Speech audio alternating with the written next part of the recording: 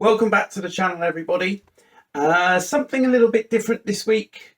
Over the last few months, the number of comments has been increasing and I've found them really helpful. So this week, I'd like to pose you guys a question and we'll see how it goes.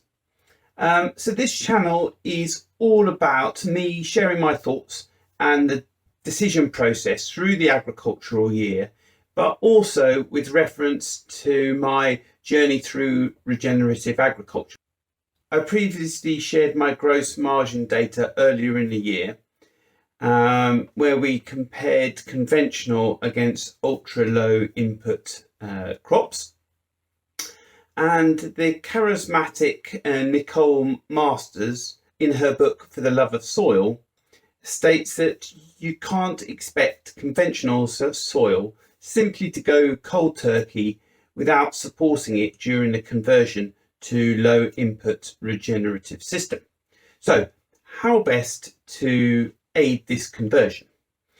So John Palsy, a large scale UK organic cereal grower, and I will put a link to his channel in the description, called me after the margin video to say that I shouldn't expect to make a margin comparable with conventional without an organic sales premium. But I'm nervous about converting to organic on heavy land, and I'm not sure that replacing glyphosate with multiple cultivation passes that we control is the way that I want to go.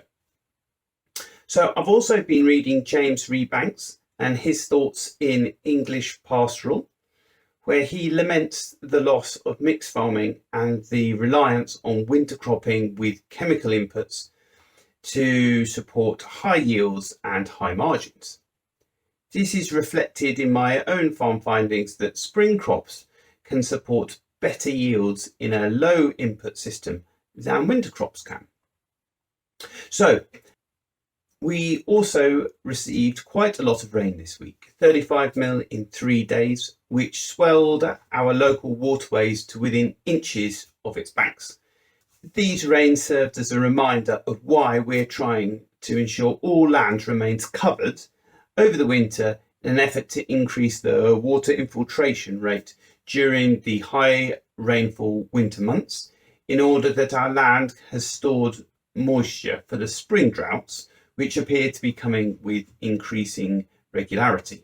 John Kempf in his podcast talks about a magic ratio of 40 to 60, where carbon levels increase as long as 60% of the plant's biomass is returned to the soil in the form of straw, chaff, stubble, roots. Now, if we have a look at the AHDB Wheat Growth Guide again, this is referred to as the Harvest Index. And as per the AHDB guide, this has been reduced to 50%. And I quote, "Plant breeders have been most successful in increasing the harvest index. Is this another indication that we are depleting our soils? Healthy plants release 40% of their fixed carbon as root exudates. Again, this magic 40%.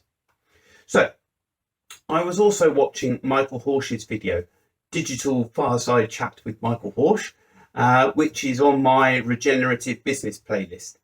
He gave an example of a Brazilian grower who farms 70,000 hectares, a little bit more than us here, who uses biological insecticides and cover crops. This grower believes they need to grow 200 days of diverse cover crops in order to feed their soil, and 150 days of monocrop pain in order to feed the farmer. So how does this all apply to Landsman and my farming business? Well, Landsman has suffered from the reduction in farming area from the introduction of environmental options, specifically AB15, the 2-year legume fallow. But in our experience of trying to control blackgrass with grass lays, is that we're better off using consecutive spring crops than grazing or multi-cut grass lays. So if the margin of low input winter cropping is reduced so much by blackgrass herbicides, a situation which could be made worse by a 2-year legume fallow, could we lower our blackgrass burden and our in-crop herbicide spend by adopting a winter cover crop and a spring cash crop rotation. So my question is, should we simply consider growing winter cover crops and low input spring crops as a method of going forward? So please put your answers in the comments below, and I will report back on what the general consensus is. Thank you very much. Please give us a thumbs up, and more next time.